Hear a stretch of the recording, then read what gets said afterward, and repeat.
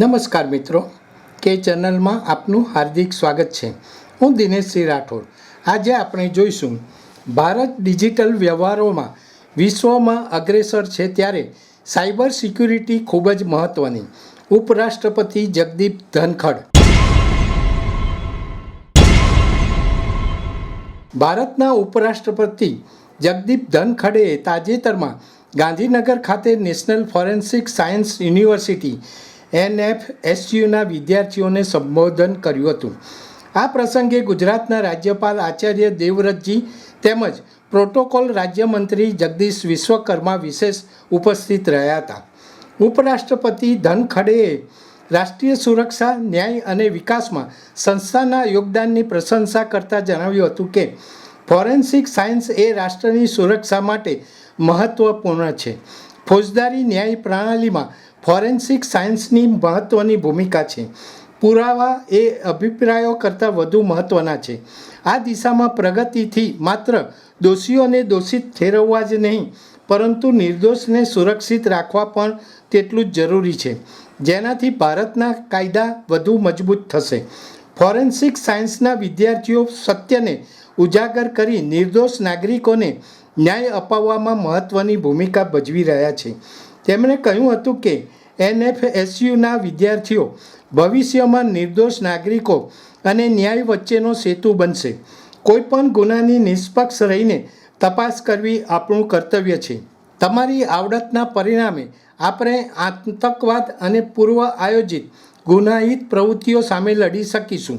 તેમણે વિદ્યાર્થીઓને સરકારી નોકરીની સાથે સાથે અન્ય ક્ષેત્રોમાં પણ રહેલી સારી તકો ઝડપી લેવા અનુરોધ કર્યો હતો.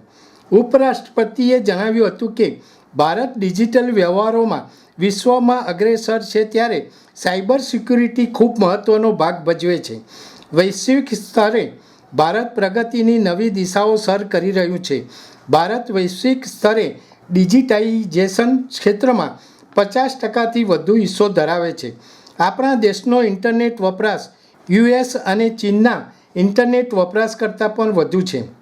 સાથે જ વર્ષ 2025માં ભારત 6G લોન્ચ કરવાની દિશામાં આગળ વધી રહ્યું છે. વિકાસ સાથે આપણે ભાવિ પેઢી માટે પર્યાવરણનું પણ રક્ષણ કરવું પડશે, જેમાં ફોરેન્સિક સાયન્સ મોટી ભૂમિકા ભજવશે. ભારતે જે સફળતા છેલ્લા 6 વર્ષમાં હાંસલ કરી છે તે સામાન્ય રીતે 4 દાયકામાં પણ હાંસલ કરવી શક્ય નથી. ભારત ઇન્ટરનેશનલ મોનેટરી ફંડમાં રોકાણ અને તકો માટે મનપસંદ વૈશ્વિક સ્તર બન્યું છે. ભારત એ એકમાત્ર એવું અર્થતંત્ર છે કે જે વૈશ્વિક પડકારો, કઠિન પરિસ્થિતિ અને સમસ્યાઓ છતાં ઉન્નતિની દિશામાં છે, એમ તેમણે ઉમેર્યું હતું. ઉપરાષ્ટ્રપતિએ તેમના સંબોધનમાં ગુજરાતમાં થઈ રહેલી પ્રાકૃતિક ખેતીની સરાહના કરતાં જણાવ્યું હતું કે ગુજરાતના રાજ્યપાલ આચાર્ય દેવવ્રતજીને હું જ્યારે પણ મળું છું ત્યારે ખેડૂત તરીકે કંઈક નવું શીખું છું અને આ નવીન કાર્યશૈલીને વધુ પ્રમાણમાં દેશના નાગરિકો સુધી પહોંચાડવાનો પ્રયત્ન કરું છું. તેમની કૃષિ પ્રત્યેની પ્રતિબદ્ધતા અને કૃષિમાં નવીનતા ગ્રામીણ અર્થવ્યવસ્થાને વધુ મજબૂત બનાવે છે. હું તેમને આ ક્ષેત્રે ભવ્ય સફળતાની શુભેચ્છાઓ પાઠવું છું. NFSUના વાઇસ ચાન્સેલર ડૉક્ટર JM વ્યાસે યુનિવર્સિટી ખાતે પ્રથમવાર પધારેલા ઉપરાષ્ટ્રપતિ જગદીપ ધનખડનું સ્વાગત કરતાં જણાવ્યું હતું કે તત્કાલીન મુખ્યમંત્રી અને વડાપ્રધાન નરેન્દ્રભાઈ મોદીના માર્ગદર્શનમાં વર્ષ 2008માં આ યુનિવર્સિટીની સ્થાપના કરવામાં આવી હતી. આ યુનિવર્સિટીનું સૌ પ્રથમ કેમ્પસ ગાંધીનગર ખાતે શરૂ થયું હતું. આજે આ યુનિવર્સિટી ગાંધીનગર, દિલ્હી, ગોવા, ત્રિપુરા, ગુવાહાટી, ભોપાલ, ધારવાડ સહિત ભારતમાં કુલ 10 તેમજ યુગાન્ડામાં 1 કેમ્પસ ધરાવે છે. આ યુનિવર્સિટીમાં અંદાજે 6000 જેટલા વિદ્યાર્થીઓ શિક્ષણ સાથે સંશોધન પણ કરી રહ્યા છે. ઉપરાષ્ટ્રપતિ જગદીપ ધનખડે યુનિવર્સિટી ખાતે સેન્ટર ઓફ એક્સેલન્સની મુલાકાત લીધી હતી. આ પ્રસંગે તેઓએ એક પેડ માં કે નામ અંતર્ગત વૃક્ષારોપણ કર્યું હતું. આ કાર્યક્રમમાં NFSU દિલ્હી, ભોપાલ અને ધારવાડ તથા વિવિધ કેમ્પસના વિદ્યાર્થીઓ પણ વિડીયો કોન્ફરન્સના માધ્યમથી સહભાગી થયા હતા.